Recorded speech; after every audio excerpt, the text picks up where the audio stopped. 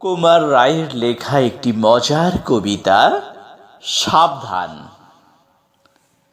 আরে আরে, ও কি করো পেলারাম বিশ্বাস? ফোঁস ফোঁস অত জোরে ফেলো না কো নিঃশ্বাস।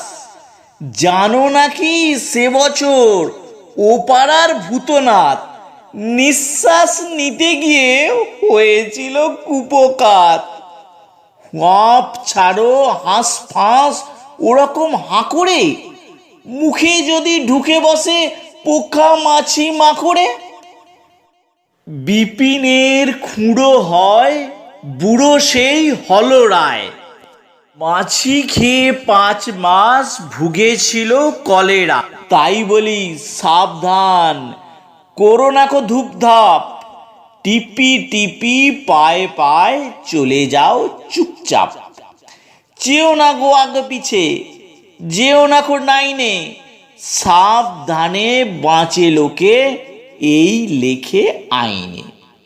পড়েছ তো কথামালা, কে যেন সে কি করে পথে যেতে পড়ে গেল পাতকোর ভিতরে। ভালো কথা, আর যেন সকালে কি দুপুরে নেও নাকো কোনোদিন ঘোষেদের পুকুরে। এরকম মোটা দেহে কি যে হবে কোন দিন, কথাটাকে ভেবে দেখো কিরকম সঙ্গীন। চটো কেন হয় নয় কে বা জানে স্পষ্ট, যদি কিছু হয়ে পড়ে পাবে শেষে কষ্ট। মিছিমিছি ঘ্যান ঘ্যান কেন করো তক্ক, শিখেছ জ্যাঠামো খালি ইঁচড়েতে পক্ক।